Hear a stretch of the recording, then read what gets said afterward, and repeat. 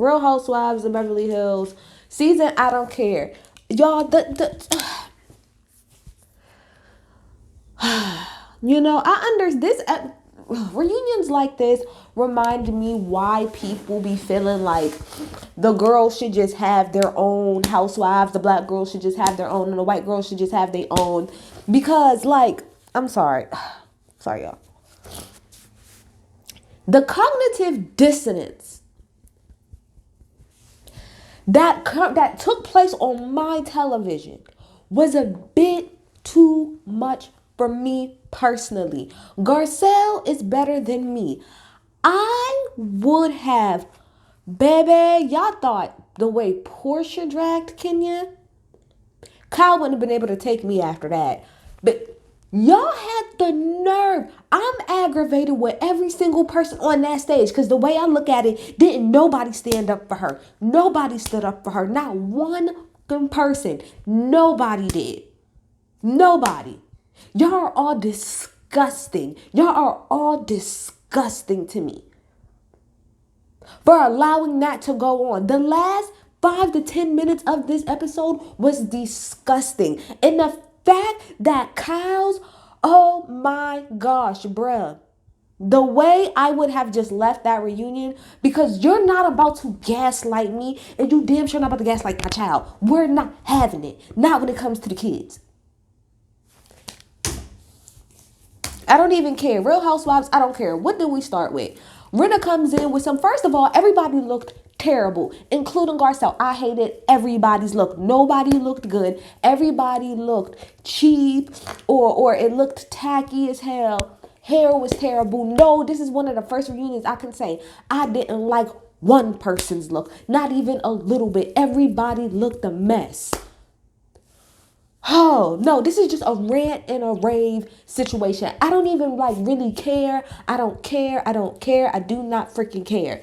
Rinna comes in first with this weak ass Manila. This is what I want the girls to stop doing. I apologize, y'all, because I'm stuffy.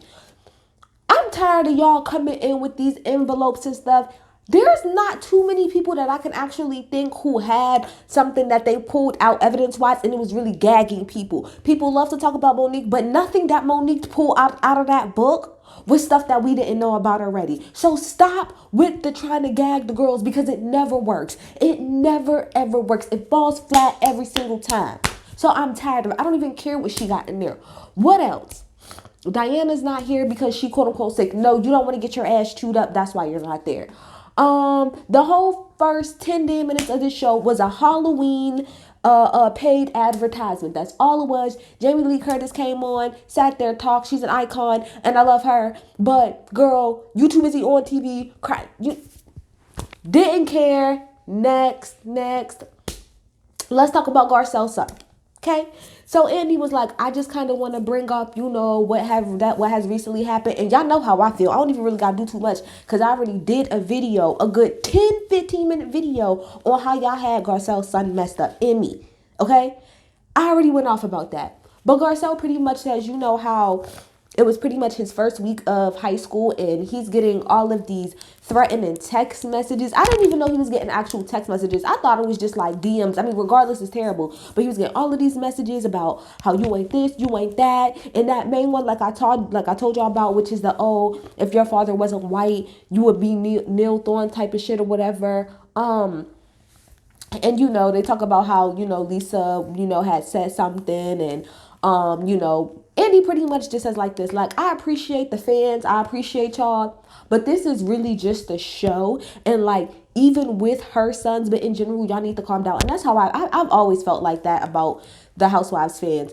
A lot of y'all be I'm talking about way too invested. Let me tell you something. I watch the show, I take my notes, and then I come on here and I do the review, and that's the end of it. I don't be sitting here on my downtime looking and seeing who's going back and forth, looking and seeing who's liking each other's stuff. The only housewife that I follow is Garcelle, and I only follow her on Instagram. I don't be going, and I don't even go on Garcelle stuff and be like, ooh, da da da. I don't do none of that. Some of y'all got more time on y'all hands than y'all know what to do with. All of that to say is that it was absolutely disgusting. So then Andy was like, there was a whole bunch of bots and stuff like that, like asking Garcelle, do you think that somebody in this group did that? And she said, yes, I do. And I feel like, I'm sorry, I'm reading my notes, y'all. She said, yes, and I feel like that's because certain people didn't want me on this show, and they feel like the easiest way to get me out is to talk about my kids. So I feel like this was an effort to get me off the show. And I would agree. I would agree. I would agree. And you should have just called it out right then and there. You should have said, Diana. Now, she did kind of throw, I felt like a little bit of shade at Erica, because she was like, there are some people like who's known to go after kids, and the only person who did that this season was Erica. I don't really think Erica got the means or the funds to do that, but I do think that Diana do, allegedly, because you ain't about to sue me, girl, allegedly. So, but regardless of the situation, Garcelle has an investigation going on, and she will get to the bottom of it. And if she used the same damn people that Kathy Hilton freaking used, I bet you she get to the damn bottom of it. I bet you that much. So then we move on to Dorit, and pretty much they talked about her storyline this season, which was the break-in. And Andy asked, how did the break-in like affect you? And she said she's having marital issues now, and to a degree she felt like she ain't a good mom, and all of that. So I wanted to know, I was like, are they, fuck all of this shit, Andy. Are you gonna ask her about what everybody think about her faking it? So he did. He was like, there's a lot of people that said that, you faked it. Now, y'all tell me in the comments if if I'm interpreting this wrong. I think that Dorit said that. I think she was like, what? Like, I haven't even been paying enough attention to know that was a narrative. That's what I got from what she was saying. She was like, what? Like, I don't even pay attention enough to that type of stuff. So she pretty much was like, no, I did not make anything up like that. Why would I have to do that? And he brought up, some people said that it was weird, that the robber left your phone. Can you explain that? This is the only shady part to me of this entire situation. Dorit said that during the robbery, pretty much, she asked the guys if they could leave her cell phone for her so that she could call her husband. And that one of them told her that they would leave it at the gate, pretty much. And that's pretty much how she got it. And she was like, well, I feel like I made them comfortable. I'm not saying that that's not what happened. I'm just saying it sounds funny. It sounds funny because most robbers would have just took your phone. Period. Like, not that you couldn't have found another way to get in contact with somebody, but I really feel like they would have just took your phone. But I do still believe that this really happened to her, because it's not impossible. It's not impossible. But anyway, as she kept talking, Andy yawned, and she was like, am I boring you? And it was flashback to last reunion when he did the same thing. Dorit, you talk a lot. You talk so much. Understandable that it was sorry. Andy was like, damn, like, my bad, I'm sorry, it wasn't you. So then they asked, that whole clip of them showing Dorit while she's telling everything that happened. Of course, you see Kyle's overdramatic ass like, oh my gosh, like doing the absolute most, which was funny to me. And then Andy was like, well, Kyle, you seem to have a big reaction. Like, why was that? And she pretty much said that she lived like right around the corner from Dorit, like a couple of steps away. So to think that her husband was sleeping while all of that was going on, I can understand that. That's not a nice feeling. What else happened? Oh, Kyle then brings up the fact that now everybody, I don't know, everybody knows, but y'all know that Kyle was robbed a couple of, I don't know, not that long ago. I don't really know how long ago, but her house was robbed at one point in time. Now, she said that the person who robbed her had contacted, I don't know if she said like her sister-in-law, but somebody, yeah, her sister-in-law, and pretty much said that he had the stuff and that he was like, he had got out of jail, but he still had it pretty much, and he was willing to give it back. But the thing about it is, I thought this was a rehabilitation story. She's gonna be like, he got out of jail and he felt bad, so he's gonna give us our stuff back. She said, no, I mean, he wanted us to pay, to pay him some money to get it back. And Erica said, you paid this man to get your stuff back, and she didn't even get it back. Like, this is not a hostage situation, Kyle. I don't know why in you, Mauricio, thought that y'all could handle this like y'all cops or something like that, or y'all hostage negotiators. No. I'm not paying nobody for my stuff back. I don't care what it is. I'm gonna act like I'm gonna pay you, and then we're gonna get it on the crack, and I'm gonna get my stuff back. I would have never. No, ma'am. So now let's move on to Crystal. So they asked Crystal, why did you share everything that's going on with your eating disorder on social media? And she just said that she felt like it would help somebody. What else we talked about?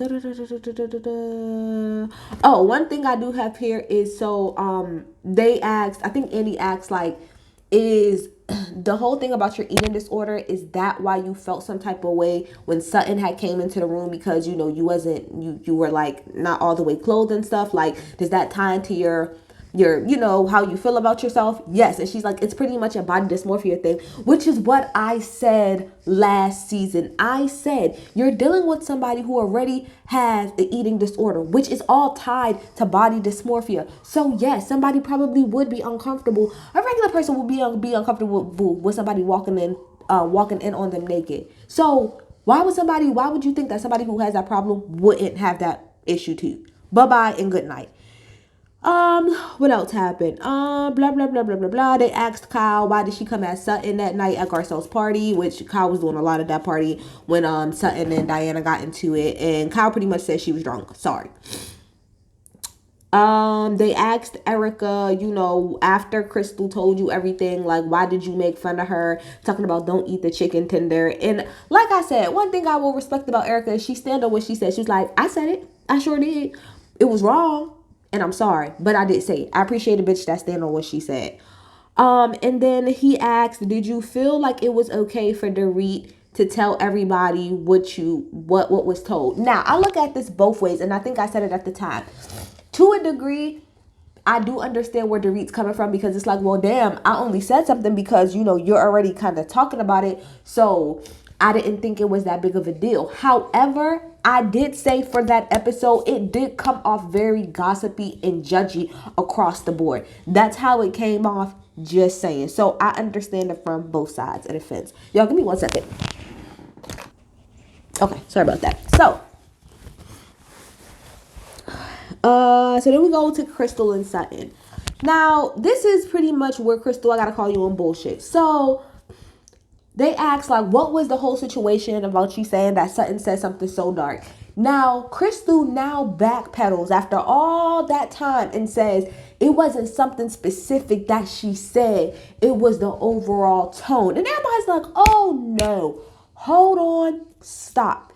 You pretty much made it seem like it was something specific. Now, I stand by what I said in the beginning of all of that, which is, when Garcelle said to her, I feel like you was going to make that a big thing with Sutton anyway, I wholeheartedly disagree with that. Because if you go back and you watch that freaking scene, Garcelle, like, I love Garcelle so much, I do, but I feel as if it is hard for her to be unbiased a lot of times when it comes to people that she's friends with. I feel like she's always in such a defense mode of Sutton and a lot of her friends that she don't ever take the time to really look at it from a whole point of view. If you go back and you watch that scene, Crystal did not bait Sutton into saying anything. They was having a conversation that Crystal wasn't even a part of, and Sutton said everything that she said without any type of help at all. So no, nobody did bait her into that situation. That pissed me off from Garcelle. However,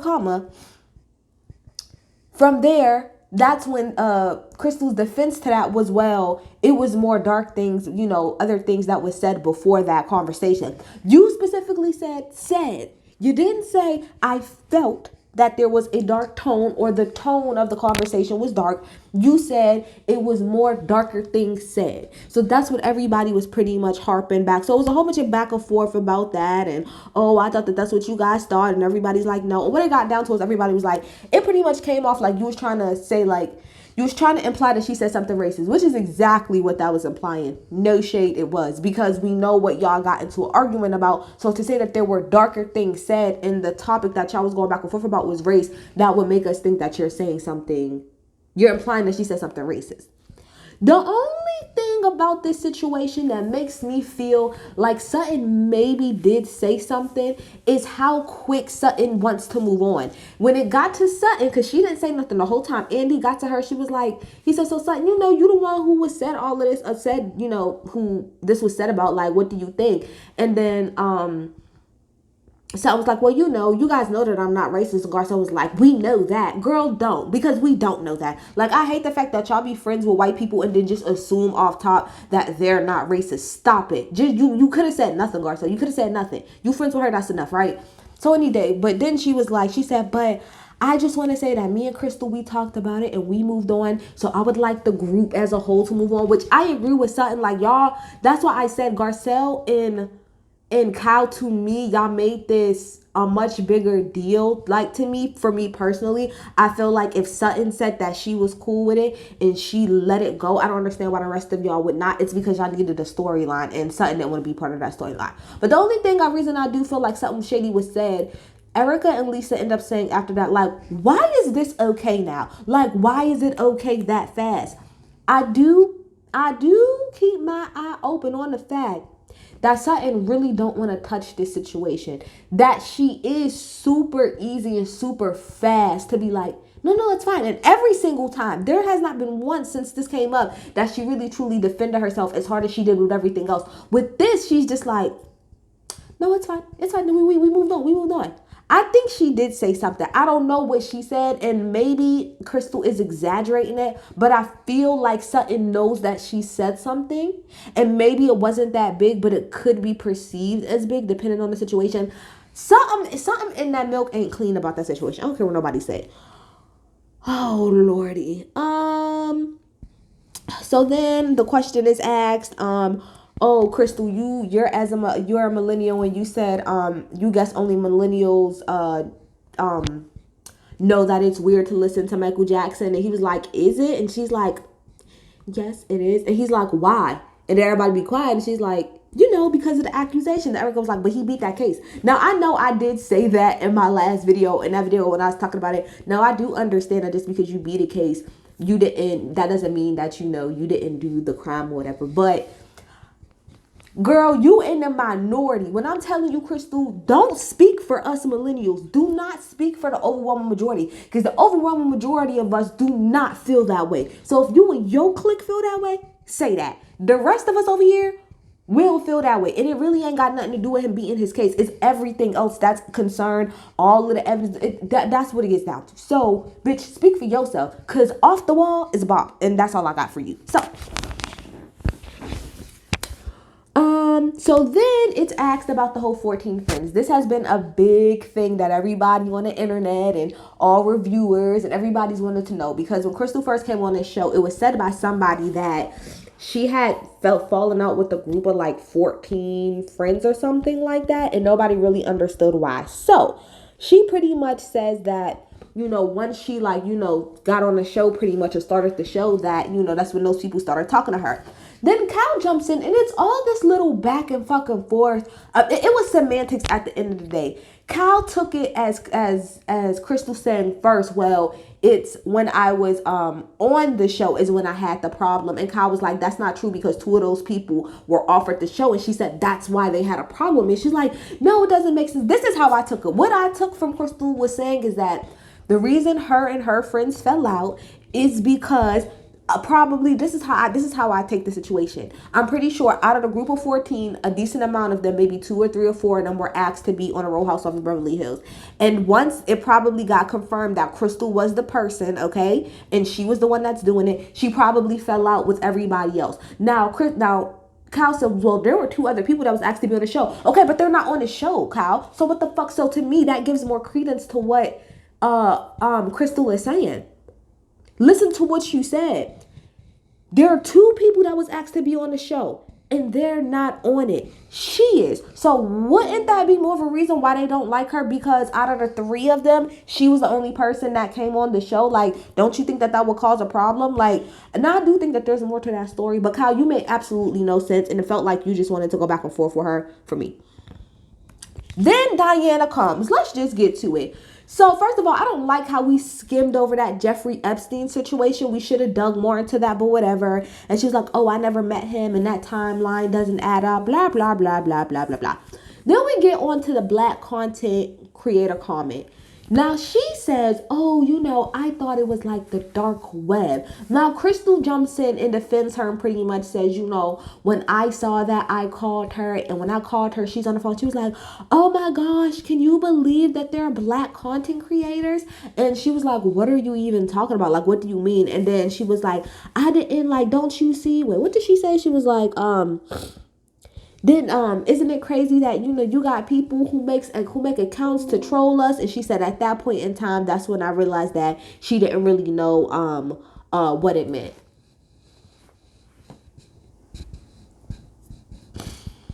I could give you the benefit of the doubt, Diana, but bitch, you don't deserve it. You don't deserve it. You don't deserve it.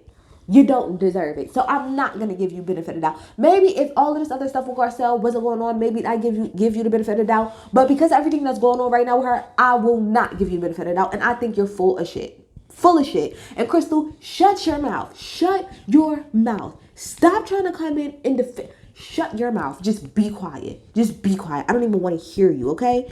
So then he asked, and I was hoping that, I'm sorry y'all, give me one more second. My nose is really like,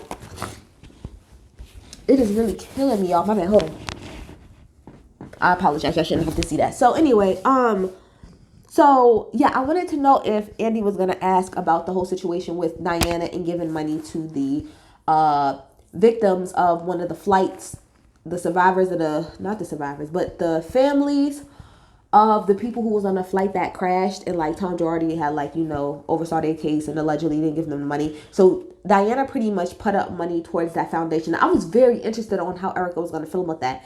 And Erica said, I don't feel no type of way about that because what she said was true. Everybody's talking about victims and orphans and stuff, but nobody is willing to put their money up. And I will agree to a degree that I do think that a lot of the girls are full of shit. And I do agree with her to a degree. It's like, yeah, all of y'all want to talk about victims and orphans and all this, but is anybody putting y'all mouth where y'all money is? No. Y'all just want to use these people to try to make me feel bad, but are y'all doing anything to help contribute? No. So shut the hell up. And I'm sorry, to a degree, I kind of understand that.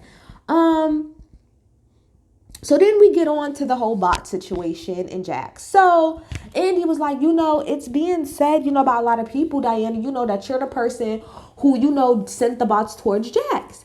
And Andy was like, Garcelle, do you think that? She said, I definitely did think that. I definitely did. And Diana was like, you must have such a low opinion of me to think that I would do that to a 14-year-old boy. Yep.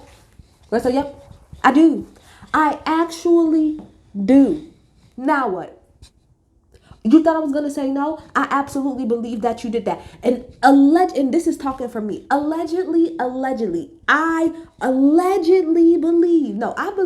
that she allegedly did that shit. I'm sorry. You cannot tell me. And especially after everything that was said in this segment, in that text message, you can't tell me she ain't have nothing to do with that kiss my ass, bitch. I do not care.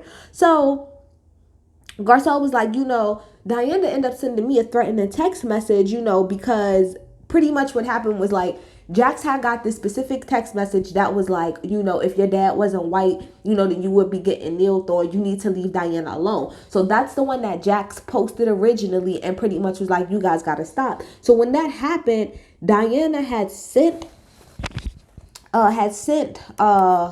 a text. And let me read said text because I took a picture because I want to read it.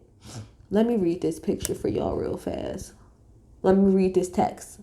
Come on. So this is the text. The text said, believe me, this is from Diana. Believe me when I say, if anything happens to my children, you will be held legally responsible and no Bravo contract will stop me. Pause. Who the fuck are you talking to? Because that to me sounds like you want to catch hands. Bet. Okay. I guess by making Sheree take down my birthday post, you wanted to solidify me as racist and actually ruin my life. Okay, girl. And then what Diana and Kyle did and everybody else did was classic white woman shit. I'm talking about top tier. What, bub? Come on. I'm talking about top tier classic. Snow, move. Top tier classic white woman antics were pulled. From that point, Diana says, well, all I was saying is that you should have penciled out my name and then re-uploaded it. And Kyle taps Garcelle. She's like, no. I get what you're saying. But all she was saying is that all he had to do was just like remove her name and then repost it. Garcelle is me. But she was like, are you fucking kidding me? I would have flipped the whole table. Like Garcelle said, the fact that you expect me in the midst of helping my child go through their pain, protect any one of you hoes, you are insane. And the fact that Kyle and Diana really tried to argue her down, and the fact that none of you bitches, none of you said anything, it just really goes to show how complicit. Your silence is being complicit. And that's what so many white women don't understand. You sitting there, first of all, Diana and her Karenness really made everything about her and said, well, my family had threats, and my family had this, and my family had that. You're making it all about you when it's about a fucking child who was targeted for no reason. And you cannot tell me, allegedly, that you didn't have anything to do with that. I don't believe it. But to sit there and to take a situation that was about a black young man getting attacked for no damn reason and turn it back on your lily white ass is disgusting. And Kyle, for you to not sit there and just finish your food and eat your gum and eat your cake, but to turn around and cake, that's the problem. You got Karens, then you got the white women, the Karen's best friend, who was Kyle, who's gonna always cake for her, and then you got the rest of the white majority who say nothing. Y'all sat there and said nothing. Garcelle, that was the definition of being gaslit. I don't care what nobody say. The fact that y'all would think that she needs to take time to protect y'all, what are y'all doing to protect her son? What are y'all doing? Outside of maybe Lisa, who jumped in and said something on Instagram, and that's barely doing that. That's doing the bare minimum. What the rest of the fuck did y'all do to help protect her son? Now Diana's talking about some, oh, well, I'll help put up the money for the investigation. Bitch, don't try to, no. We don't need your help, like Garcelle. I got that. But if you really wanted to be of help, that's what your text message would have been. It would have been, I apologize. I want to let you know that this is not me. I'm not the person sending all of these people to Jax, but I want to make sure that I help you because this is disgusting. That's how you handle that. Not threatening her, because all that does is make you look guilty, girl. You making it about you. All you white women, including something, should feel ashamed of yourselves because y'all sat there and y'all said nothing, and y'all let that black woman sit there and be gaslit. And Andy, you pissing me off too, because you used that section at the beginning to sit up there and say, we equivocally, but then continuously let white nonsense perpetrate right in your face and allow these white women to gaslight this black woman and her black son. I'm over it. Keep your mouth shut when it comes to black issues, because you do not care. You don't care. And none of y'all white women on that couch care. And don't nobody got nothing to say. During any other topic, everybody want to jump in. Now don't nobody got nothing to say. Get the fuck out of here. I'm over it. I'm over it. No.